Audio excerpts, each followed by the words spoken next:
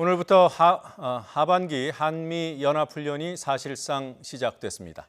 이번 훈련은 우리 군의 독자적인 훈련 능력을 점검하는 데 초점이 맞춰질 전망입니다. 특히 최근 북한이 발사체를 잇따라 쏘아 올리면서 북한의 도발에 대한 감시 태세도 강화될 방침입니다. 취재기자 연결합니다. 김세호 기자. 네, 국방부입니다. 이번 한미연합훈련은 어떻게 진행됩니까?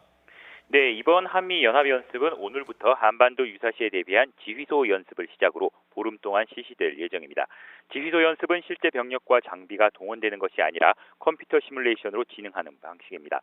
우리 군에서는 합동참모본부, 육해공군 작전사령부가, 미군 측은 한미연합사와 주한미군사령부, 태평양사령부가 참가할 것으로 보입니다. 한미는 앞서 지난 3월 키리졸브를 대체한 새 한미연합훈련인 19-1 동맹연습을 진행했습니다. 한미는 특히 이번 훈련에서 전시작전 통제권 전환을 위한 한국군 기본 운영 능력을 집중 점검합니다. 이에 따라 앞으로 구성될 미래 연합군 사령부 편제와 같이 처음으로 한국군 대장이 사령관을, 미군 대장이 부사령관을 맡습니다. 훈련 명칭은 아직 공식적으로 정해진 바가 없는데 당초 19-2 동맹으로 불릴 것이라는 전망이 붕괴했습니다. 하지만 이번에는 동맹이라는 용어가 빠질 수 있다는 관측이 나옵니다.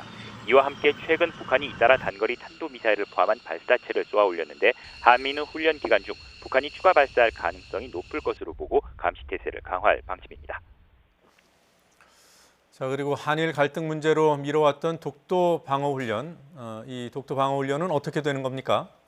네, 독도 방어 훈련은 해군과 해경이 함께 매년 6월과 12월 정례적으로 진행해 왔습니다. 올해의 경우 상반기에 실시하지 않고 있었는데 한일 관계를 감안해 시기를 저울질하고 있었던 것으로 보입니다.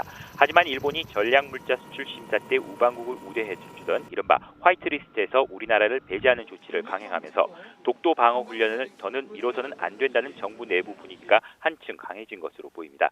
특히 지난달 23일 러시아 군용기가 독도 상공을 무단으로 침입하고 또 이에 대응하는 우리 군을 향해 일본이 자신의 고유 영토라고 주장하는 등 도발을 이어가자 독도 방어 훈련이 필요하다는 목소리가 더욱 높아졌습니다. 훈련에는 우리 공군의 주력 전투기들을 비롯해 함정과 초계기들 이외 해병대 전력까지 나서 한층 공세적으로 진행될 수 있다는 관측이 나옵니다. 네, 앞서도 잠깐 언급이 있었지만 북한이 최근 단거리 탄도미사일 등을 포함한 발사체를 쏘는 일이 잦아졌습니다.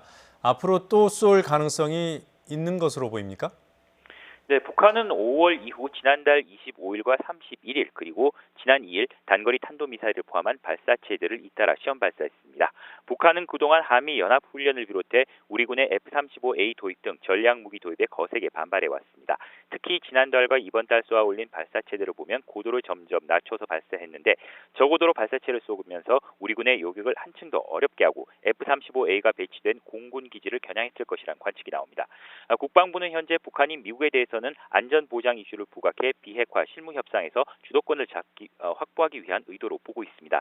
또 남한 정부에는 한미연합연습과 F-35A 도입 등 우리 군의 전력 증강에 불만을 표출해 전향적 대북 조치를 압박하기 위한 것으로 판단하고 있습니다. 이와 함께 북한이 지난달 31일과 지난 2일에 쏘아 올린 발사체를 놓고 북한의 발표 내용과 우리 군의 판단이 엇갈리고 있는데 북한이 공개한 사진을 보면 지난달 31일과 2일 쏘아 올린 발사체는 미사일보다는 방사포의 형태에 훨씬 가깝습니다. 그런데 우리 군은 지난달 31일과 2일 쏘아 올린 발사체 역시 미사일로 평가하며 그 근거로 속도가 마하 6.9로 기존 방사포를 넘어섰고 변칙 기동을 보였다는 점 등을 들고 있습니다. 하지만 북한이 공개한 사진을 보면 이동식 발사대와 발사체 모습이 방사포에 가까워 신형 방사포일 가능성에 무게가 실리고 있습니다. 이 때문에 만일 신형 방사포가 실전 배치될 경우 우리에게는 한층 더 위협적인 전력이 될 것으로 보입니다. 지금까지 국방부에서 YTN 김세호입니다.